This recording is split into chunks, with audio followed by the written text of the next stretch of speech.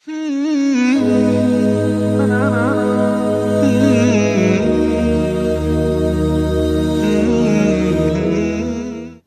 بالله من الشيطان الرجيم بسم الله الرحمن الرحيم وصلى الله على محمد وعلى آله الطيبين الطاهرين الذين أذهب الله عنهم الرجس وطهرهم تطهيرا اللهم صل على محمد وآل محمد ولعنة الدائمة الباقية على أعدائهم ومنكر فضائلهم وغاصب حقوقهم أجمعين من يوم عداوتهم إلى قيام يوم الدين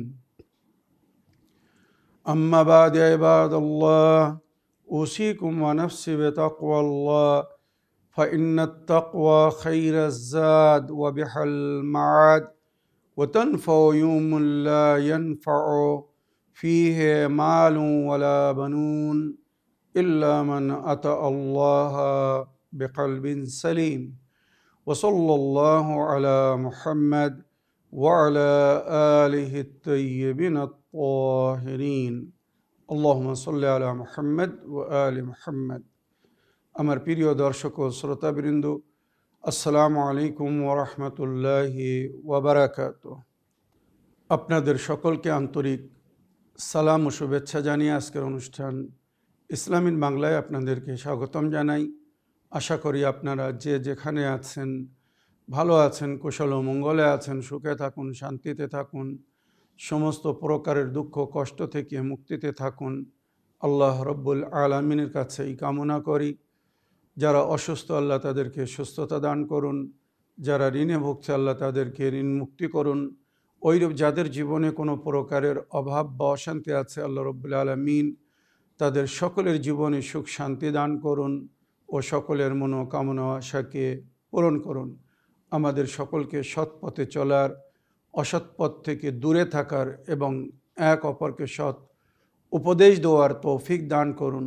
আমরা যেন সত্য বা হক জিনিসকে জেনে শুনে মেনে তার উপরে আমাল করে সেটা অন্যদের সামনে তুলে ধরতে পারি বা সকলের কাছে পৌঁছে দিতে পারি। আল্লাহ রাব্বুল আলামিন আমাদেরকে সেই মনোবল ও নেক তৌফিক দান করুন। আমিন ইয়া রাব্বাল আলামিন। এই দোয়ার সঙ্গে আজকের পর্ব শুরু করতে চলেছি। আজ আমি বিনা কোনো ভূমিকায় সরাসরি আপনাদের পাঠানো প্রশ্নের উত্তর দিতে চাই। তাই আসুন দেখি কোথা থেকে কে কী প্রশ্ন করছেন। আগে একটি বা দুটি লিখিত চিঠি পড়ব, তারপরে ইনশাল্লাহ আপনাদের পাঠানো ভয়েসমেল বা অডিও রেকর্ডিং প্লে করব। আপনাদের প্রশ্ন শুনে তার উত্তর দেওয়ার চেষ্টা করব। প্রথম প্রশ্ন পড়ি। আসসালামু আলাইকুম ওয়া রাহমাতুল্লাহি ওয়া বারাকাতুহু। মাওলানা সাহেব, আমি কাটোয়া থেকে শাবানা ইয়াসমিন বলছি, channel win Islam in Bangla. মাওলানা সাহেব, আমার প্রশ্ন হলো যে আমার খালা মায়ের হার্টের রোগ আছে, বহুদিন থেকেই অসুস্থ। আমার খালা আম্মা আপনার এপিসোড দেখেন, আমার খালা মায়ের জন্য একটু দোয়া করবেন। আসসালামু আলাইকুম ওয়া রাহমাতুল্লাহি ওয়া বারাকাতুহু।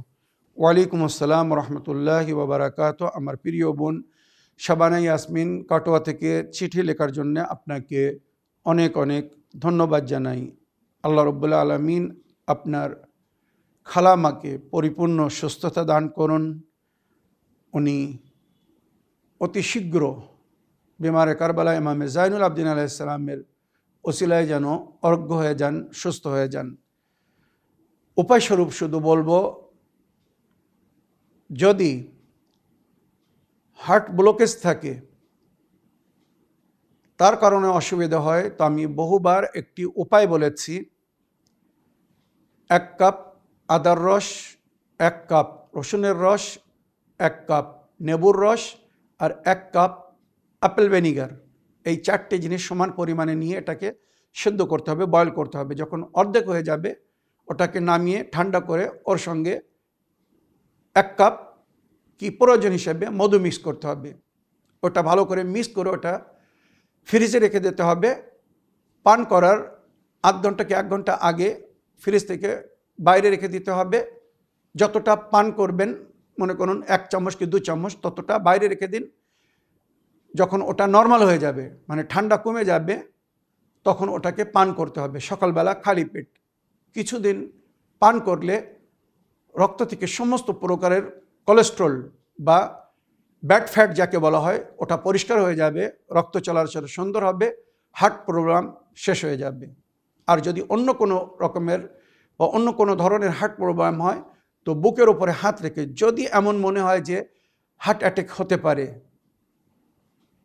মনে একটা দুশ্চিন্তা আসছে, ঘাম বাইর হচ্ছে, বুকে যন্ত্রণা বা ব্যথা হচ্ছে, সঙ্গে সঙ্গে বুকের উপরে হাত রেখে, হার্টের উপরে হাত রেখে 3 বার এই দোয়া পড়তে বলা হয়েছে। নবী করিম সাল্লাল্লাহু আলাইহি ওয়াসাল্লাম বলেছেন, কেউ যদি 3 বার এই দোয়া পড়ে, তো তার বন্ধ দিল পুনরায় কাজ করা শুরু করবে। এত ফজিলত এই দোয়ার বলা হয়েছে যে কোনো মৃত মানুষের উপরে যদি কোনো আল্লাহর ওলি নেক বান্দা যার জবানের উপরে আসার আছে, বুকের উপরে হাত রেখে এই দোয়া পড়ে, তো সে মৃত ব্যক্তি জীবিত হয়ে উঠবে। এরকম বিসমিল্লাহির রহমানির রহিম, ইয়া হাইয়্যু ইয়া কাইয়্যুম ইয়া লা ইলাহা ইল্লা আনতা আসআলুকা আন তুহইয়া কলবি আল্লাহুম্মা সাল্লি আলা মুহাম্মদ ওয়া আলি মুহাম্মদ। 3 বার এই দোয়াটা পড়তে হবে। ইয়া হাইয়্যু ইয়া কাইয়্যুম ইয়া লা ইলাহা ইল্লা আনতা আসআলুকা আন তুহইয়া কলবি বিহাক্কি মুহাম্মদ ওয়া আলি মুহাম্মদ, বা আল্লাহুম্মা সাল্লি আলা মুহাম্মদ ওয়া আলি মুহাম্মদ। 3 বার বললে তার বন্ধ দিল সঙ্গে সঙ্গে পুনরায় আবার কাজ করা শুরু করবে। তো যেমন যদি এমন হয়, তো ওনাকে এই দোয়া পড়তে বলবেন। আর যখন মানে দুশ্চিন্তা হবে, যাকে আমরা অনেক সময় মন বেকুল হয়, একটি ঘাবড়াহাট হয়, তো ওই সময় বুকের উপরে হাত রেখে ইমামে জাফর সাদিক আলাইহিস সালাম এই দোয়া পড়তে বলেছেন। সমস্ত প্রকারের কুমন্ত্রণা, শয়তানি ওয়াসওয়াসা বা দুশ্চিন্তা বা ভয় থেকে মুক্তি পাওয়ার জন্য বিসমিল্লাহির রহমানির রহিম, আল্লাহুম্মা সাররিহনি মিনাল হুমুমি ওয়াল গুমুম ওয়া ওয়াহশাতিস সাদরি ওয়া ওয়াসওয়াসাতিশ শায়তান বিফাদলিকা ইয়া আরহামার রাহিমিন। 3 বার পড়ে নিজের উপরে দম করলে সঙ্গে সঙ্গে দুশ্চিন্তা থেকে মুক্তি পাওয়া যাবে, ভয় কেটে যাবে বা শয়তানের আক্রমণ থেকে মুক্তি পাবে। নামাজের আগে বিশেষ করে এটা পড়তে বলা হয়েছে। আশা করি আপনার প্রশ্নের আপনি উত্তর পেয়েছেন। আপনাকে ধন্যবাদ জানাই আমাদেরকে দোয়ায় স্মরণে রাখার জন্যে। আগের প্রশ্ন পড়ি। আসসালামু আলাইকুম, মৌলানা শেখ সাবের রেজা সাহেব, নামাজ পড়ার সময় যদি তাশাহুদ পড়েছি কিনা, নামাজ পড়ার সময় যদি তাশাহুদ পড়েছে কিনা তাহা যদি খেয়াল না থাকে, তাহলে কি করণীয়? জীবনের কাজা ফরজ নামাজ আদায় করিবার আগে আজান দিতে হবে কি না? ইতি আবেদক হাজি শেখ গোলাম আলী, সাউথ 24 পরগনা, কলিকাতা 104। ওয়ালাইকুম আসসালাম রহমতুল্লাহ ওবরাকাত। জনাব হাজি গোলাম আলী সাহেব, আপনার সুন্দর চিঠি লেখার জন্যে আপনাকে অনেক অনেক ধন্যবাদ জানাই। যদি আপনার সন্দেহ হয় যে আপনি তাশাহুদ পড়েছেন কিনা, দ্বিতীয় রেকাতে 2 সেজদার পরে বসে তাশাহুদ পড়তে হবে, তারপরে উঠে দাঁড়িয়ে তৃতীয় রেকাত, বা যদি 4 রেকাতি নামাজ হয় তো চতুর্থ রেকাত পুরো করতে বলা হয়েছে। তো দ্বিতীয় রেকাতে মনে করুন আপনি তাশাহুদের অবস্থায় আছেন, এখনও উঠে দাঁড়াননি, কি উঠে দাঁড়াচ্ছিলেন, হঠাৎ মনে পড়লো যে আমি হয়তো তাশাহুদ পড়েনি, তো শরিয়ত বলছে আপনি সঙ্গে সঙ্গে বসে পড়ুন আর তাশাহুদ পড়ুন, তাশাহুদ পুরো করে তারপরে দাঁড়ান। কিন্তু আপনি দাঁড়িয়ে পড়েছেন, তারপরে খেয়াল আসছে যে আমি তাশাহুদ পড়েছি কি না, শরিয়ত বলছে আপনি বসে পড়ুন, তাশাহুদ পড়ে তারপর আবার উঠে দাঁড়িয়ে নামাজকে পুরো করুন। এই যে এক্সট্রা দাঁড়িয়েছেন, এর জন্যে সেজদায় সহু করতে হবে। নামাজের শেষে 2টি সেজদায় সহু করতে হবে, যে আমি একটি কিয়াম বৃদ্ধির জন্যে 2টি সেজদায় সহু করিতেছি, কুরবাত আল্লাহ, আল্লাহু আকবার বলে সেজদায় যাবেন। বিসমিল্লাহ ওয়া বিল্লাহ আসসালামু আলাইকা আইয়ুহান নবী ওয়া রাহমাতুল্লাহি ওয়া বারাকাতুহু বলে আবার উঠে সোজা হয়ে বসে আবার সেজদায় যাবেন। বিসমিল্লাহ ওয়া বিল্লাহ আসসালামু আলাইকা আইয়ুহান নবী ওয়া রাহমাতুল্লাহি ওয়া বারাকাতুহু বলে উঠে বসে তাশাহুদ সালাম পড়ে নামাজকে শেষ করবেন। এটা কিয়াম বেশি হওয়ার জন্যে। তাশাহুদ থেকে ওঠার সময় মানে যে অবস্থায় আমরা তাশাহুদ পড়ি, কেউ যদি ভুলে দাঁড়িয়ে পড়ে তো শরীয়ত বলছে সঙ্গে সঙ্গে বসে তাশাহুদ পড়ে তারপর আবার দাঁড়াও।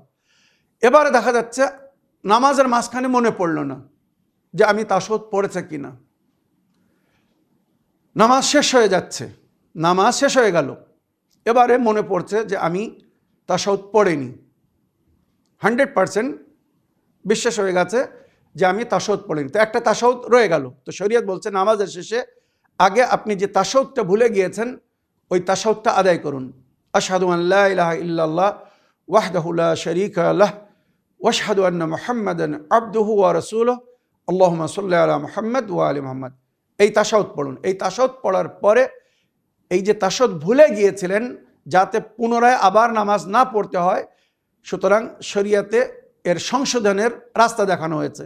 তো তাশাহুদ পড়ার পরে এবারে নিয়াত করবেন যে একটি তাশাহুদ ভুলে যাওয়ার কারণে দুটি সাজদায়ে সহু করিতেছি কুরবাতান ইলাল্লাহ, দুটি সাজদায়ে সহু করিতেছি কুরবাতান ইলাল্লাহ। আল্লাহু আকবার বলে সেজদায় যাবেন, বিসমিল্লাহ ওয়া বিল্লাহ আসসালামু আলাইকা আইয়ুহান নবী ওয়া রাহমাতুল্লাহি ওয়া বারাকাতুহু বলে আবার উঠে বসবেন। সোজা বসে আবার সেজদায় যাবেন, আবার ওই জিকির পড়বেন, বিসমিল্লাহ ওয়া বিল্লাহ আসসালামু আলাইকা আইয়ুহান নবী ওয়া রাহমাতুল্লাহি ওয়া বারাকাতুহু উঠে বসে পুনরায় তাশাহুদ সালাম পড়ে নামাজকে শেষ করুন। আপনার নামাজ পুরো হয়ে যাবে, পুনরায় ওই নামাজ আর পড়ার প্রয়োজন হবে না, মনে রাখবেন। আশা করি আপনার প্রশ্নের আপনি উত্তর পেয়েছেন। এবারে আপনার দ্বিতীয় প্রশ্ন ছিল যে কাজা নামাজগুলো, ফরজ নামাজ যেটা কাজা হয়ে গেছে ওটা আদায় করার সময় আজান দিতে হবে কিনা। না, আজান একামত কাজা নামাজের জন্যে না আজানের হুকুম দেওয়া হয়েছে না একামতের হুকুম দেওয়া হয়েছে। আপনি বিনা আজানে বিনা একামতে সরাসরি নামাজের নিয়াত করুন। যে কাজা নামাজ পড়ছেন সেই কাজা নামাজের নিয়াত করুন। মনে করুন সকালের কাজা নামাজ পড়িতেছি, ফজরের 2 রাকাত কাজা নামাজ পড়িতেছি, ওয়াজিব কুরবাতান ইলাল্লাহ, আল্লাহু আকবার বলে নামাজ শুরু করে দিন। জোহরের নামাজ হলে জোহরের নিয়াত করে নামাজ শুরু করে দিন, আসরের নামাজ হলে আসরের নিয়াত করে নামাজ শুরু করে দিন, মগরিবের নিয়াত হলে মগরিবের নামাজ হলে মগরিবের নিয়াত করে নামাজ শুরু করে দিন। ওইরূপ এশা নামাজের কাজা পড়তে গিয়ে এশা নামাজের নিয়াত করে সরাসরি নামাজ পড়ুন। আপনাকে আজান বা একামত কিছুই দিতে হবে না। আশা করি আপনার প্রশ্নের আপনি উত্তর পেয়েছেন। এবার আমি আপনাদের পাঠানো ভয়েসমেল বা অডিও রেকর্ডিং প্লে করব, দেখি কোথা থেকে কে কি জানতে চাচ্ছেন। আসসালামু আলাইকুম সাব্বির রেজা ভাইজান, আশা করি আপনি আপনার পরিবারের সকলকে নিয়ে ভালো আছেন, সুস্থ আছেন। আল্লাহ তাআলা আপনাদেরকে সুস্থতা দান করুক, নেহাত দান করুক। আমি বাংলাদেশ থেকে লতা বলছি। আমার একটা প্রশ্ন ছিল, আমরা নামাজের পরে যে ওজিফা করি 34 বার আল্লাহু আকবার, 33 বার আলহামদুলিল্লাহ, 33 বার সুবহানাল্লাহ। অনেক সময় আমরা 34 বার আল্লাহু আকবার পড়ার পরে 33 বার আলহামদুলিল্লাহ পড়ার সময় অনেক সময় আমাদের গোনায় কম বেশি হয়ে যায়।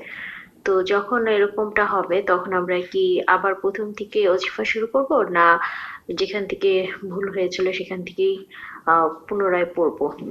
একটু জানাবেন। আসসালামু আলাইকুম ওয়া রাহমাতুল্লাহি ওয়া বারাকাতুহু। ওয়ালাইকুম আসসালাম রহমতুল্লাহি ওয়া বারাকাতুহু। আমার প্রিয় বোন, আপনার ভয়েসমেলের জন্য আপনাকে অসংখ্য ধন্যবাদ জানাই এবং আমাদেরকে দোয়ায় স্মরণে রাখার জন্য কৃতজ্ঞ জ্ঞাপন করি। আমার প্রিয় বোন, নামাজের শেষে জনাবে সৈয়দা জাহরা সালামুল্লাহ আলাইহার যে তসবিটা আমরা পড়ি, যার সওয়াব 1000 রেকাত নফল নামাজের সমান, ওই তসবিটা আপনি পড়া শুরু করেছেন। আমি মা ফাতেমা জাহরা সালামুল্লাহ আলাইহার তসবি পড়িতেছি কুরবাতান ইলাল্লাহ বলে আপনি তসবি পড়া শুরু করেছেন। আল্লাহু আকবার 34 বার বলেছেন। আলহামদুলিল্লাহ যখন বলছিলেন তখন একটু ডাউট হলো যে আমি 33 বার বলেছে কি না, বেশি কমের ডাউট হচ্ছে।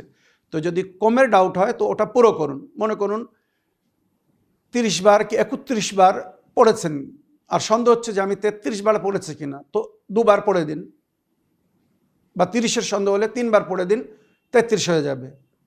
ইনকমপ্লিট থাকলে সেটাকে কমপ্লিট করতে হবে। এবারে বেশি হলে তার তো সেটা আর ফিরিয়ে নেওয়া যাবে না যে আলহামদুলিল্লাহ একবার কি 2 বার বেশি হয়ে গেছে তো আল্লাহ আপনার কোনো প্রশংসা করছে না, লা আলহামদুলিল্লাহ কি এইভাবে বলবেন না। বেশি হলে কোনো অসুবিধা নেই, তবে কম হলে সেটাকে পুরো করতে হবে। ওইরূপ সুবহানাল্লাহ বলার সময় যদি কম রয়ে যায় সেটাকে পুরো করুন, বেশি হলে কোনো অসুবিধে নেই। পুনরায় আবার ওই তসবিহ পড়ার প্রয়োজন নেই। মনে রাখবেন, হ্যাঁ, তসবিহ পড়ার সময় আমাদেরকে খুব ধীরে সুস্থে আস্তে আস্তে আল্লাহু আকবার, আল্লাহু আকবার, আল্লাহু আকবার, আলহামদুলিল্লাহ, আলহামদুলিল্লাহ, আলহামদুলিল্লাহ, সুবহানাল্লাহ, সুবহানাল্লাহ, সুবহানাল্লাহ এইভাবে পড়তে বলা হয়েছে। আমাদের মধ্যে অনেকেই আছে যারা ইনকমপ্লিট তসবিহ পড়ে, আর নইলে ভুল তসবিহ পড়ে।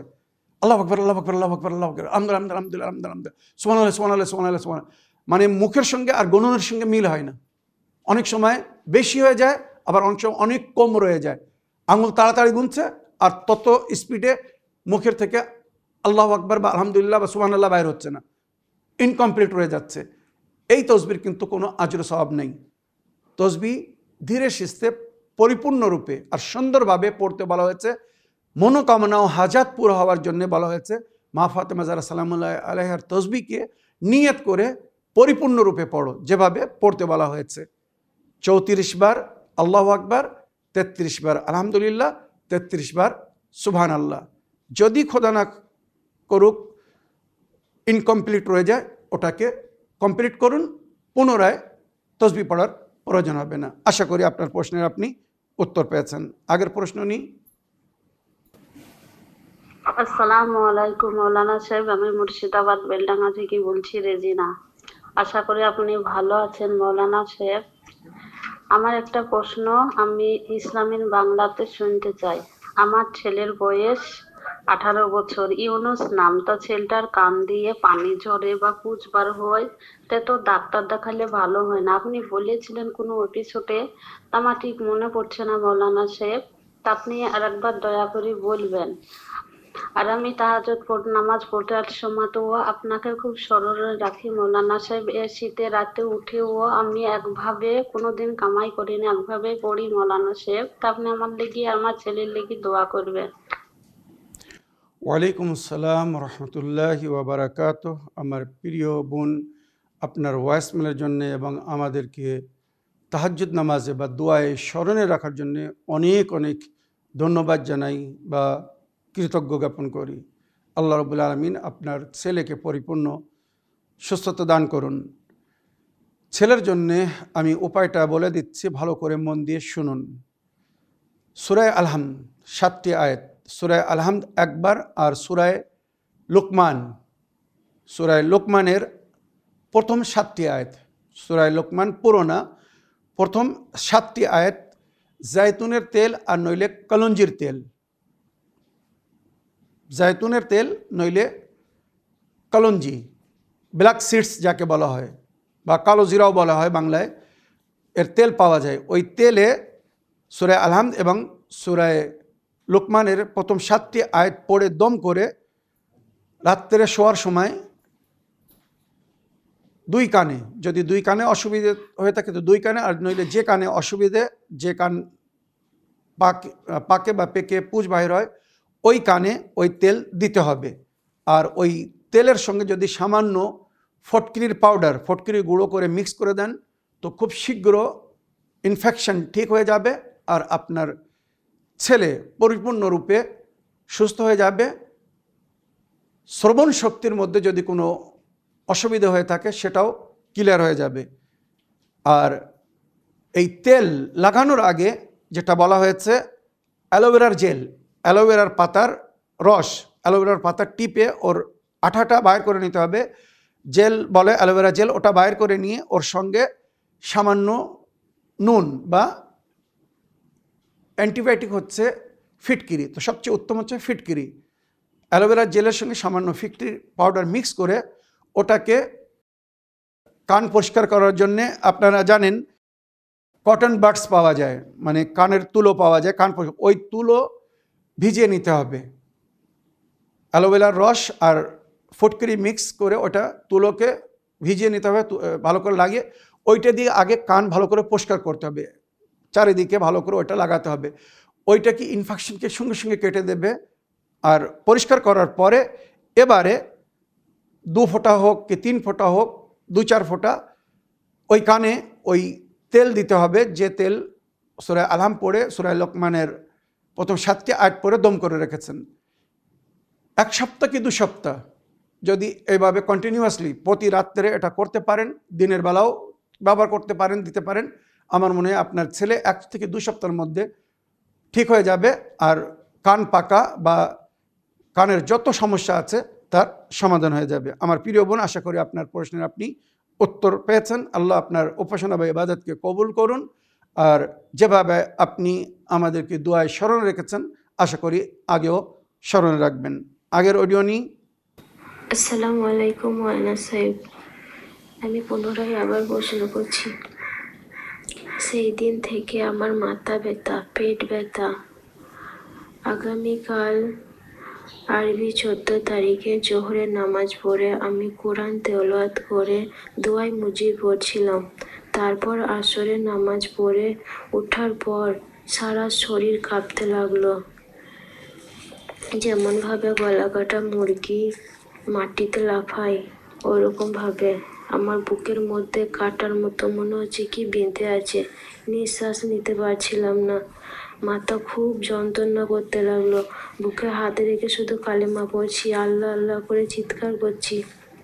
কেউ আসছে না আমার কাছে, আমার স্বামী বাইরে ছিল। আমার এমন মনে হচ্ছিল মৌলানা সাহেব এই মাত্র দুনিয়া ত্যাগ করবো আমি। অবশেষে না থাকতে পেরে কোনো রকম ফোনটা নিয়ে স্বামীকে ফোন দিই, সে বিজি। আমার মাকে ফোন দিই, মা আসলো। আপনার বলে দেওয়া দোয়াগুলো মা নোট করেছে মায়ের খাতায়। মা বুকে হাত রেখে দোয়া পড়তে লাগলো। আল্লাহ রহমত হলো, বুকে ব্যথা কমে গেল। যে মৌলানা সাহেব আমাকে এই কথা বলেছিলেন, গ্রুপের মৌলানা সাহেব, তিনাকে ফোন করা হলো। তিনি বললেন খুব তাড়াতাড়ি এই কালা জাদুটা কাটাতে হবে, না হয় যত দিন যাবে তত সমস্যা বাড়তে থাকবে। অনেক দোয়াও তিনি বলে দিলেন, তিনিই কাটাবে বলেছেন, তিনার কাছে যেতে হবে। মৌলানা সাহেব, আমি জানতে চাই আপনার কাছে যে এই যে সমস্যা আমার দেখা দিচ্ছে, আগে কোনো দিন আমার এরকমটা হয় নাই। আমি নিজ চোখে একটা জিনিস দেখেছি আমার শ্বশুরবাড়িতে। তো মৌলানা সাহেব, আপনি একটু বলে দেবেন যে এই যে সমস্যা, এই সমস্যা সমাধান হওয়ার জন্য কোনো কি দোয়া নেই, যাতে আমি আমল করে এই সুস্থ লাভ করতে পারি। আমি আমার শরীরে যে সমস্যা দেখা দিচ্ছে আমি যেন পরিপূর্ণ সুস্থ হই। মৌলানা সাহেব, আপনি একটু বলে দেবেন। আপনি আমার ভরসা, আমি আপনাকে ছাড়া কাউকে চিনি না। আপনি একটু বলে দেবেন আর আমার জন্য দোয়া করবেন। আপনি ভালো থাকবেন, সুস্থ থাকবেন। আসসালামু আলাইকুম রহমতুল্লাহি ওয়া বারাকাতুহু। ওয়ালাইকুম আসসালাম রহমতুল্লাহি ওয়া বারাকাতুহু। আমার প্রিয় বোন, আপনার ভয়েসমেল শুনলাম, আপনার দুঃখ কষ্ট বা বেদনাকে অনুভব করলাম।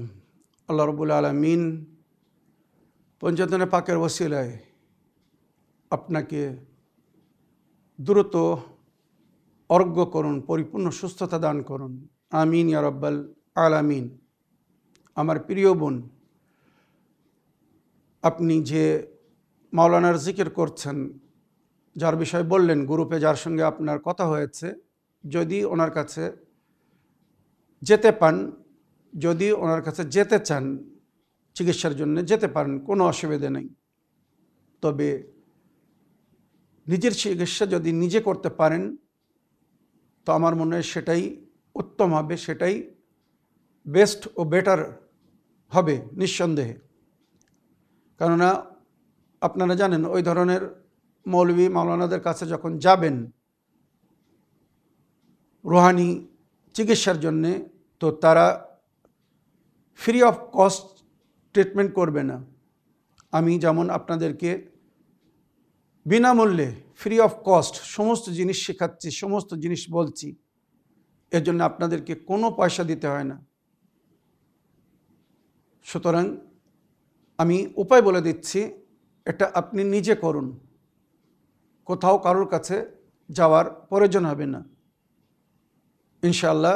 যদি আপনার উপরে কেউ নজর লাগিয়ে থাকে বা জাদু টোনা টোটকা কেউ যদি কিছু করে থাকে, সমস্ত প্রভাব বা ওই জাদুর আসার বিফল হয়ে যাবে, নষ্ট হয়ে যাবে, যেটা মাওলা আলী আলাইহিস সালাম বলেছেন।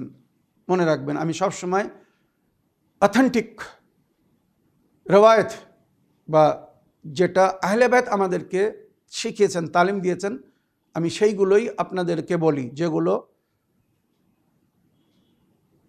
মুস্তানাদ এবং অথেন্টিক বইয়ের মধ্যে পাওয়া যায়। তো মুফাতুল জানানে জাদু টোনা টোটকার তোড় মানে কাট কিভাবে করতে হবে সব বাকিয়াতুস সালাতে দোয়া আছে। যদি আপনারা নিজেরা খুঁজে নিতে পারেন অতি উত্তম, তবে যদি না খুঁজতে পারেন তো আমি বলে দিচ্ছি।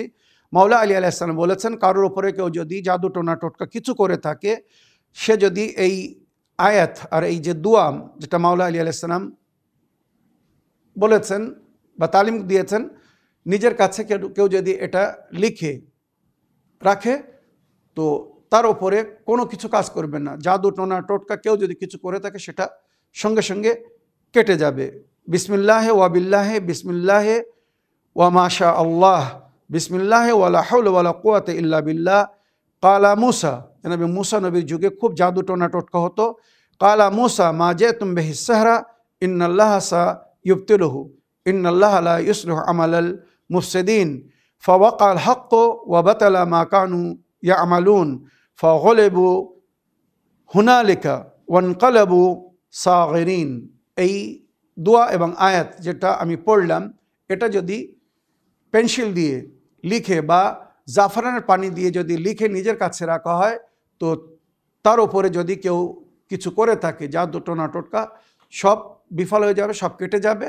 আর নতুন কেউ যদি কেউ কিছু করতে চায় তার উপরে কোনো প্রভাব পড়বে না, কোনো আসার পড়বে না, কিছুই হবে না। তো আমার প্রিয় বোন, আশা করি এটা লিখে আপনার কাছে রাখবেন। আর আরেকটি হিরজ আছে যার মধ্যে আয়াতুল কুরসি, মাউজাতাইন, কুল আউযু বিরাব্বিল ফালাক, কুল আউযু বিরাব্বিন নাস আর সূরায়ে বাকারার শেষ দুটি আয়াত লেখা আছে। আর ওখানে নজরে বাদ থেকে কিভাবে রক্ষা পাওয়া যাবে, আর জাদু টোনা টোটকা কেউ যদি কিছু করে তার কিভাবে কাট হবে বা তার আসার প্রভাব কেটে যাবে, সব দোয়া আছে। তো স্ক্রিনের ওপরে যে আমাদের সহযোগী ভাইদের নম্বর দেওয়া হয়, মাওলানা আলী রেজা সাহেব, মাওলানা হাবিবুল্লাহ খান সাহেব, মাওলানা তাফাজুল মল্লিক সাহেব, এনাদের সঙ্গে যোগাযোগ করে এই হিজটা নিয়ে নিন আর এটা প্রিন্ট করে নিজের কাছে রাখুন। ওখানে শেষে একটা রেড বক্স আছে বা চারকোণ একটা খালি জায়গা আছে, ওর মাঝখানে নিজের নাম লিখবেন আর ওটা নিজের কাছে রাখবেন। ইনশাআল্লাহ এটা আপনার প্রোটেক্ট করবে, কেউ যদি কিছু করে থাকে সব কেটে যাবে ইনশাআল্লাহ। তো ওনাদের সঙ্গে যোগাযোগ করে ওটা নিয়ে নিন। যদি ওনাদের কাছে থাকে তো ওনারা সরাসরি দিয়ে দেবেন, নইলে ওনারা আমার কাছ থেকে নিয়ে আপনাদেরকে দিয়ে দেবেন। আমি কিন্তু আপনাদের কারোর কোনো কন্ট্যাক্ট নম্বর রাখি না, বা চ্যানেল উইনের তরফ থেকে শুধু আপনাদের ভয়েসমেল আমাদেরকে ফরওয়ার্ড করে দেওয়া হয়, বা আপনাদের টেক্সট মেসেজ বা চিঠি যেটা আপনারা লেখেন সেটা শুধু আমার ডিভাইসে পাঠিয়ে দেওয়া হয়। আপনাদের কারোর নম্বর আমি জানি না বা রাখি না, সেই জন্য আমি কাউকে সরাসরি উত্তর দিতে সক্ষম না বা উত্তর দিতে পারবো না। আমার প্রিয় বোন, আশা করি এর থেকে আপনি লাভবান হবেন। আপনার 3টে অডিও ছিল, আর ওই মৌলভী সাহেব যার সঙ্গে আপনি কথা বলেছেন তার ভয়েসমেল আপনি পাঠিয়েছিলেন, আমি সব শুনেছি। ওইগুলো সব এখানে নেওয়া সম্ভব ছিল না বলে শুধু আপনার প্রয়োজনীয় অডিওটা নিয়ে আমি উত্তর বলে দিলাম। আশা করি এর থেকে আপনি লাভবান হয়েছেন বা লাভবান হবেন। আসুন এবারে আজকের এপিসোডের শেষ অডিও প্লে করি, দেখি কোথা থেকে কে কি বলতে চাচ্ছেন। আসসালামু আলাইকুম মৌলানা সাহেব, আপনি ভালো থাকুন, সুস্থ থাকুন। আল্লাহ রব্বুল আলামিনের কাছে আপনার জন্য দোয়া করি, আল্লাহ আপনাকে ভালো রাখুক। মৌলানা সাহেব, আপনার কাছে একটা দাবি রাখছি, যেহেতু ইসলামী বাংলা আমার সন্তানটা দেখত, তাই সে আপনার মানে ছিল ইসলামী বাংলা দেখতো, আপনাকে মানে প্রশ্ন আজ আমি হয়তো করতাম না, সে যদি আজ দুনিয়ায় থাকতো। মৌলানা সাহেব, আপনার কাছে একটা দাবি রাখছি, আপনি একটু আমার দাবিটা পূর্ণ করবেন। আপনাকে ফেরেশতার মতো আমাদের মাঝে দেওয়ার জন্য আল্লাহকে লাখ লাখ শুকরিয়া জানাই। আমার সন্তানের মৃত্যু দিন ছিল 24শে জানুয়ারি, আর 25শে জানুয়ারি তার 1 বছর পূর্ণ মৃত্যুদিন, তাই তার জন্য 3 খতম কোরআন আমি উপহার হিসাবে তাকে দিচ্ছি। আমার সন্তানকে যে কোরআন শিক্ষা দিয়েছিল, মানে পড়াইছিল, তিনি ইতে গেছে, মদিনায় গেছে, তাকে 1 খতম আমি কোরআন পড়ি আমার মোহাম্মদ সাল্লাল্লাহু আলাইহি সাল্লামের সালাম ও কোরআন খতম ওনার কাছে দোয়া করতে বলেছি। আপনার সাথে 1 খতম কোরআন আপনি আমার সন্তানের জন্য একটু কোরআন খতম করিয়েছি মেয়েদের দিয়ে, আপনি একটু তার জন্য দোয়া করে দিবেন। আসসালামু আলাইকুম। ওয়ালাইকুম আসসালাম রহমতুল্লাহি ওয়াবারাকাত। আমার প্রিয় বোন, আপনার ভয়েস মেলের জন্যে এবং আমাদেরকে দোয়াতে স্মরণে রাখার জন্যে, নিয়মিত ফলো করার জন্যে, আর আমাদের প্রতি একটি আস্থা বা বিশ্বাস রাখার জন্যে অনেক অনেক ধন্যবাদ জানাই। আল্লাহ রব্বুল আলামিন আপনার মনোকামনা আশাকে পূরণ করুন, নেক হায়াত ও হেদায়েত দান করুন। আপনার যে কন্যা পল্লব গমন করেছে, আল্লাহ তাকে স্বর্গবাসী করবে ইনশাআল্লাহ। আলামে বারজাখে সমস্ত কষ্ট বা শাস্তি থেকে সে যেন মুক্তিতে থাকে, আল্লাহর কাছে তার জন্য আমার এই দোয়া রইল। এবারে আপনি তার নামে খতমে কোরআন করিয়েছেন, কোরআন খতম করিয়েছেন মেয়েদের দ্বারায় পড়িয়ে, তো আপনি চাচ্ছেন সেটা তার নামে আমি বকশে দিই বা তার জন্য দোয়া করে দিই। তো আমি তো বকশে দিচ্ছি, দোয়াও করে দিচ্ছি, কোনো অসুবিধে নেই। তবে কারোর নামে খতমে কোরআন করে, পুরো কোরআন পড়ে বা কিছু সূরা পড়ে বা ফাতিহা পড়ে কিভাবে বকশাতে হবে সেটাও বলে দিচ্ছি, যাতে আপনারা নিজের কাজ নিজেরা করতে পারেন, অন্য কাউকে বলার প্রয়োজন হবে না। মনে করুন, যেমন আপনি বললেন খতমে কোরআন করিয়েছেন, তো যখন খতমে কোরআন হয়ে যাবে, পুরো কোরআন পড়া হয়ে যাবে, সেই দিনে আপনি ফাতিহা খানির জন্যে, নজর নিয়াজের জন্যে যা কিছু সম্ভব ব্যবস্থা করুন। তারপরে পুরো কোরআন তেলাওয়াতের পরে খতমে কোরআন বা দোয়ায়ে খতমে কোরআন, যেটা শেষে দোয়া আছে, ওটা পড়ুন। যদি পুরোটা না পড়তে পারেন তো কমস কম সাদাকাল্লাহুল আলিউল আযীম ওয়া সাদাকা রাসূলুহুন নবিয়ুল করিম ওয়া সাল্লাল্লাহু আলা মুহাম্মদ ওয়া আলা আলিহি তাইয়্যিবিন আত-তাহিরিন, এতটা বলুন। তারপরে সূরা আলহাম পড়ার আগে 3 বার দরুদ শরীফ পড়ুন, 1 বার সূরা আলহাম পড়ুন, 3 বার সূরা কদর পড়ুন। যদি 7 বার পড়তে পারেন অতি উত্তম, তবে কমসে কম ফাতিহা কবিরার জন্যে 1 বার সূরা আলহাম, 3 বার সূরা কদর আর 3 বার সূরা তৌহিদ কুল হুয়াল্লাহু আহাদ পড়তে বলা হয়েছে। তারপরে 3 বার আবার দরুদ শরীফ পড়ুন। তারপরে এইভাবে বলুন যে, হে আমার পড়তে পালক আল্লাহ রাব্বুল আলামিন, এই যে খতমে কোরআন করা হলো, পুরো কোরআনের তেলাওয়াত করা হলো, আর আমি এই যে সূরা পাঠ করলাম, সালাওয়াত পড়লাম, এর সমস্ত আজর সওয়াব যা কিছু আপনার নজরে আছে, এইভাবে আল্লাহকে সম্বোধিত করে মনে মনে বলতে হবে যে, আল্লাহ, এর যা কিছু সওয়াব আপনার নজরে আছে, আমি এর সওয়াব উপহার দিলাম পঞ্চতনে পাক, 12 ইমাম বা 4 মাসুমিন আলাইহিস সালামকে, যাদের ওসিলায় বা জানাদের ওসিলায় আল্লাহ আমাদেরকে সব কিছু দিয়েছেন, আর জানাদের ওসিলায় আমাদের নেকি বা আমাল কবুল হয়, যেটা নবী বলেছেন, লা তুকবাল আমালুল উম্মাহ ইল্লা বিওলায়াতিনা আহলিল বাইত, আমার উম্মতের কোনো আমাল কবুল হবে না আহলে বাইতের ওলায়াত ছাড়া। ওনাদের ওসিলায় আল্লাহ দরবারে আমাদেরকে সমস্ত নেকি পেশ করতে হবে। তো এইভাবে বলবেন যে এই যে তেলাওয়াতে কোরআন করলাম বা ফাতিহা পড়লাম, এর সওয়াব দান করলাম পঞ্চতনে পাক 12 ইমাম 4 মাসুম আলাইহিস সালামের রূহকে। তার পরিবর্তে যখন ওনাদেরকে উপহার দিবেন, আর বলবেন ওনাদেরকে উপহার দেওয়ার কারণে যে আল্লাহ সওয়াব দান করেছেন, সেই সওয়াব আমি আমার মেয়েকে দিলাম বা আমার মেয়েকে আমি পাঠাইলাম, বা আল্লাহ আপনি পঞ্চতনে পাকের ওসিলায় এই যে কোরআন তেলাওয়াত করলাম বা সূরা পড়লাম, এর যা কিছু সওয়াব পঞ্চতনে পাক 12 ইমাম আলাইহিস সালামের ওসিলা বা 14 মাসুমিন আলাইহিস সালামের ওসিলায় আমার কন্যার রূহকে দান করে দিন। তো একটি সুন্দর উপহার।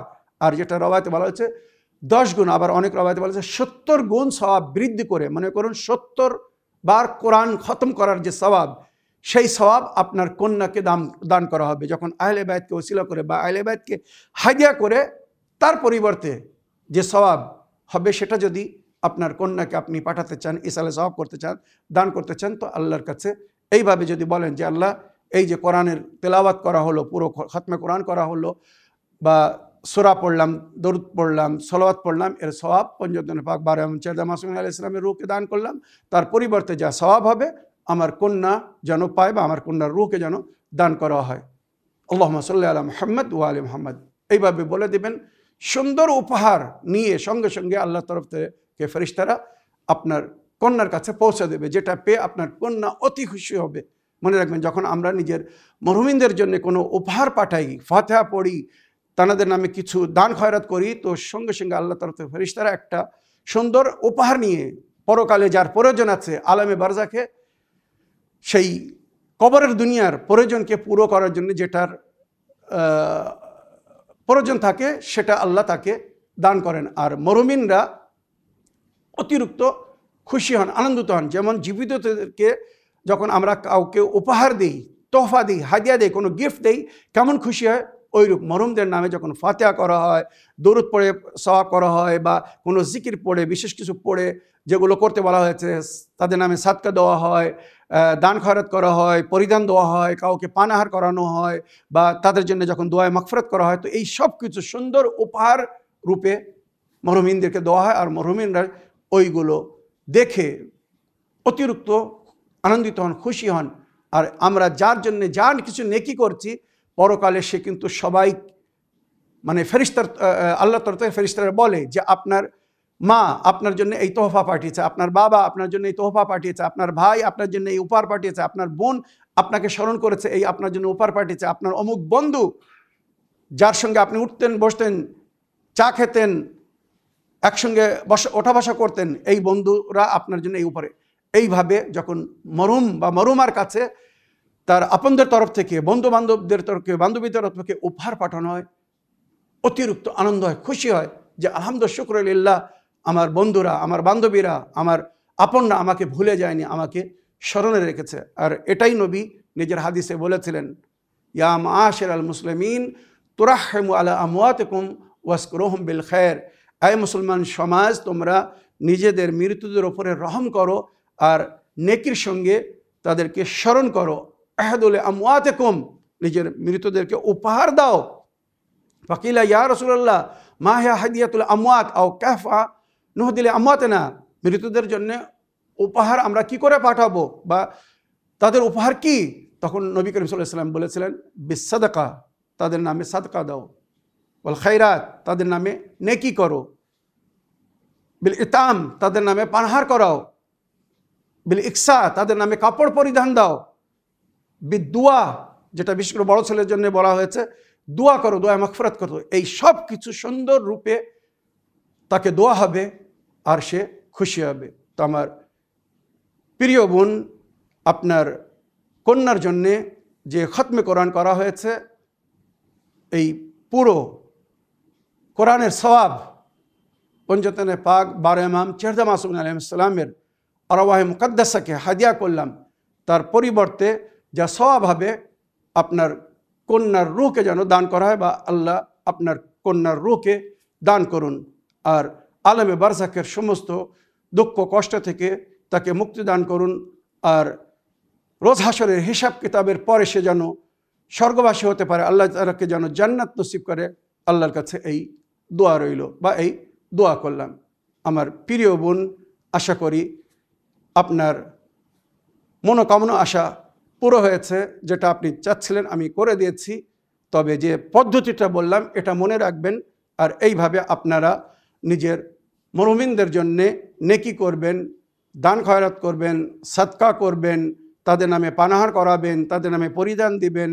বিশেষ বিশেষ পার্বণ বা খুশির সময় যখন সে বেঁচে ছিল, সে কোনো জিনিস খেতে পরতে পছন্দ করত, সেই পানাহার বা সেই পরিধান তার নামে যদি দান করে দেন, তো সে সুন্দর রূপে পরকালে সেটা পাবে। তো নিজের মরহুমিনদেরকে যেন ভুলবেন না, যেটা নবী বলেছেন, তুরাহহিমু আলা আমওয়াতিকুম ওয়াজকুরুহুম বিল খায়র, নিজের মৃতদের উপরে রহম করো আর নেকির সঙ্গে তাদেরকে স্মরণ করো। আল্লাহ আমাদেরকে তৌফিক দান করুন, আমরা যেন আমাদের মরহুমিনদেরকে নেকির সঙ্গে স্মরণে রাখতে পারি।